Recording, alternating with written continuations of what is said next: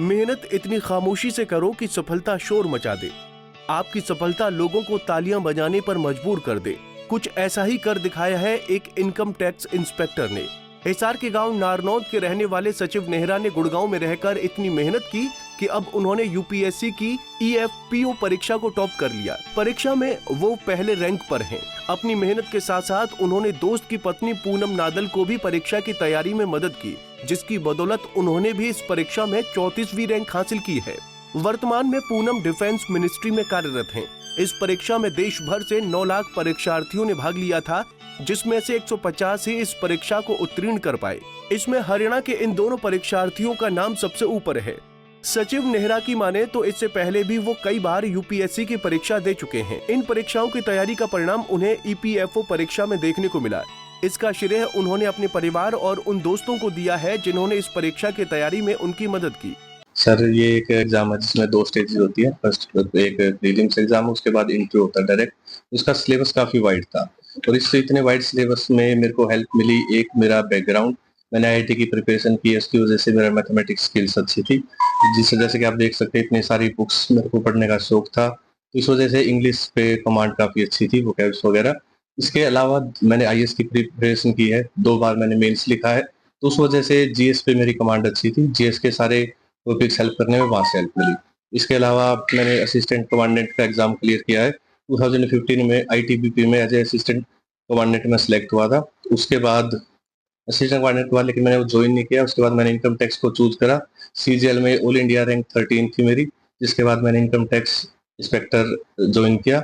उसमें मैं पिछले 8 साल से काम कर रहा हूँ और साथ में मैं एचसीएस और आईएएस के लिए भी तैयारी करता रहा। और रिसेंटली एचसीएस के इंटरव्यू तक मैं गया था, लेकिन फाइनल लिस्ट में मेरा सिलेक्शन नहीं हो चुका। इसके अलावा मेरा ईपीएफओ का ईओ एग्जाम भी हुआ है, उसका इंटरव्यू भी आएगा।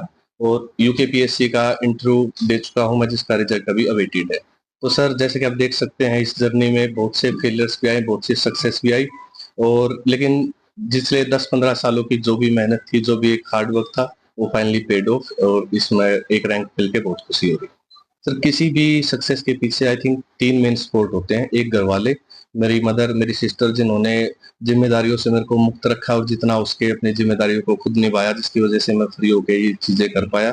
सेकंड, एक अच्छा सर्कल, फ्रेंड्स, मेरे फ्रेंड सुमित, पूनम, रणदीप, जिन्होंने हमेशा मोटिवेट किया मेरे को कि I can do this, I can be the number 1, और मोटिवेट किया। थर्ड सर, मेरा डिपार्टमेंट, इनकम टैक्स डिपार्टमेंट को मैं स्पेशली थैंक कहना चाहूंगा। मेरे सीनियर्स राजेश रावत सर, मेरे फ्रेंड, जिन्होंने मेरे वर्कलोड को मैनेज रखा कि मैं इसको टाइम दे पाऊं, और जिस वजह से आज मैं सक्सेस हो पाया।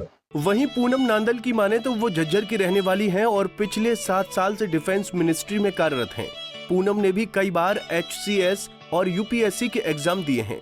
अपनी सफलता का पूरा श्रेय उन्होंने अपने पिता को दिया। उनका कहना है कि बेटे के साथ इस परीक्षा की तैयारी करना काफी कठिन था, लेकिन उन्होंने कर दिखाया।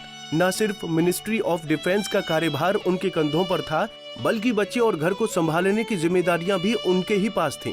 लेकिन इस तैयारी में ईपीएफओ के टॉपर सचिव नेहरा और उन्होंने एक साथ मिलकर 12 से 15 घंटे तक पढ़ाई की। इसी मेहनत का नतीजा है कि आज वो इस मुकाम पर पहुंचे हैं। सर, मेरे पापा एयरफोर्स में हैं। उनको स्टार्टिंग से ही बस ये था कि मेरे तीनों बच्चे पढ़ लिख जाएं। तो बहुत मेहनत करी उन्होंने शुरू से पढ़ाई के ऊपर। आईआईटी क्लियर करी मैंने, डिस्ट्रिक्ट टॉपर थी मैं 12th क्लास में। दिल्ली कॉलेज ऑफ इंजीनियरिंग से फिर इंजीनियरिंग करी और लास्ट 7 ईयर से मैं मिनिस्ट्री ऑफ डिफेंस में जॉब कर रही हूँ।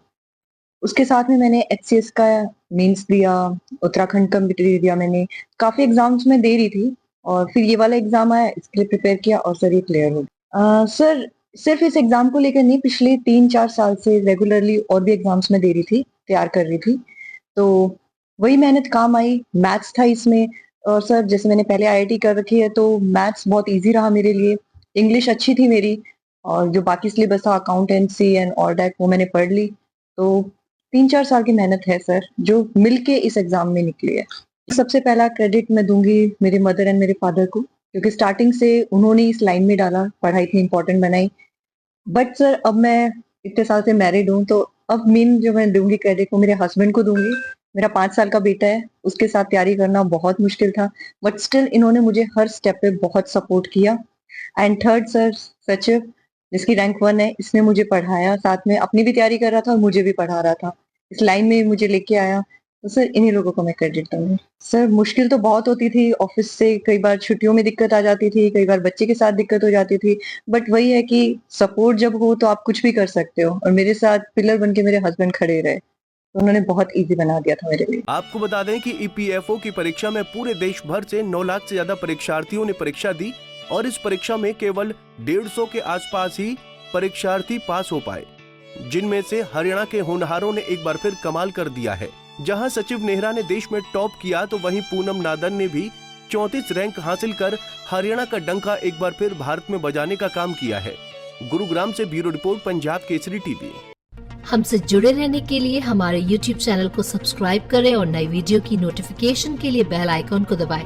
अगर आप ये वीडियो Facebook पर देख रहे हैं तो लाइक जरूर करें और ज्यादा से ज्यादा शेयर करें। धन्यवाद।